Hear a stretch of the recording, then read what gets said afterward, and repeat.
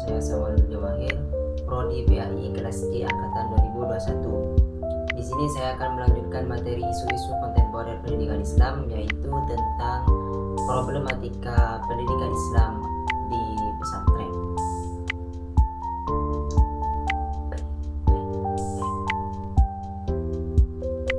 Pembaharuan sistem pendidikan Islam di pesantren dibagi menjadi 3 aspek. Yang pertama, pembaharuan dari aspek kelembagaan. Secara faktual, ada tipe-tipe kelembagaan pesantren yang berkembang di masyarakat sebagai berikut. Yang pertama, pesantren tradisional atau pesantren salafi.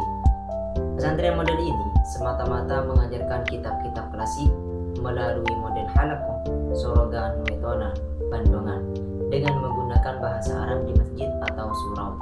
Kiai memegang peranan yang sangat penting dalam proses mengajarnya. Yang kedua, pesantren modern atau pesantren halafi. Pesantren model ini meninggalkan model pembelajaran tradisional dan mengganti seluruhnya dengan model klasikal dalam bentuk sekolah dan madrasah. Bahkan ada yang mendirikan perguruan tinggi. Kiai berlaku sebagai koordinator pelaksana pembelajaran. Kurikulum mengikuti kurikulum pendidikan nasional. Yang ketiga, pesantren komprehensif. Pesantren model ini menggabungkan antara model yang tradisional dan modern. Artinya, di dalamnya diterapkan kurikulum pengajaran kitab-kitab klasik, di samping juga pengajaran kurikulum lewat madrasah dan sekolah. Kiai dapat mengajarkan kitab-kitab klasik di masjid, juga bisa menjadi ustadz yang mengajar di ruang-ruang kelas. Yang kedua, pembaharuan dari aspek kurikulum. Kurikulum adalah seperangkat rencana pembelajaran yang terdiri dari isi dan materi-materi pelajaran terstruktur, terprogram, dan terencana dengan baik berkaitan dengan berbagai kegiatan dan interaksi sosial di lingkungan dalam menyelenggarakan kegiatan belajar mengajar dengan tujuan mencapai tujuan pendidikan. Kurikulum berfungsi sebagai pedoman dalam melaksanakan proses pembelajaran. Adapun kurikulum yang dipergunakan pesantren salafiyah yang bersumber pada kitab-kitab muqaddimah seperti kitab kuning.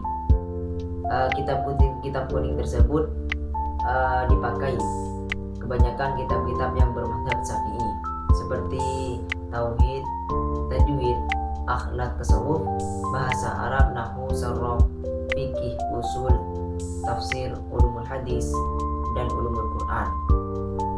Terakhir, sejarah Islam. Adapun pesantren halafiyah, karena sudah mengadopsi sistem pendidikan formal baik madrasah maupun sekolah, maka kurikulum yang digunakan adalah kurikulum perpaduan antara kurikulum pesantren dengan kurikulum Departemen Agama bagi madrasah dan kurikulum Departemen Pendidikan Nasional bagi sekolah. Yang ketiga, pembaharuan dari aspek metode pembelajaran. Metode pembelajaran yang berlaku pada saat ini tampak masih klasik. Pengajaran di pesantren awal mulanya dilaksanakan di masjid dengan sistem melingkar kelompok di bawah bimbingan seorang kiai disebut halakoh. Jadi, pengajarannya tidak berlangsung di dalam kelas. Secara umum, di pesantren metode pengajarannya yaitu sorogan, bandongan, dan metonan. Namun kini banyak pesantren yang melakukan pembaharuan metode pengajarannya yang tidak hanya menggunakan metode tradisional seperti yang telah disebutkan di atas, model klasikal dengan pembelajaran di dalam kelas kini mulai dilakukan di pesantren. Jadi kesimpulannya, sistem pendidikan pondok pesantren menggunakan sistem terpadu, yaitu sistem tradisional dan modern. Adapun kurikulum yang dipergunakan pesantren salafiyah yang bersumber dari kitab-kitab muqaddimah seperti yang telah disebutkan di atas. Adapun pesantren halafiyah, karena sudah mengadopsi sistem pendidikan formal baik madrasah maupun sekolah, maka kurikulum yang digunakan adalah kurikulum perpaduan antara kurikulum pesantren dengan kurikulum Departemen Agama bagi madrasah dan kurikulum Departemen Pendidikan Nasional bagi sekolah. Pembaharuan kelembagaan memungkinkan untuk memilih atas 2 pilihan, yaitu menyesuaikan lembaga yang sudah ada atau mendirikan lembaga yang baru.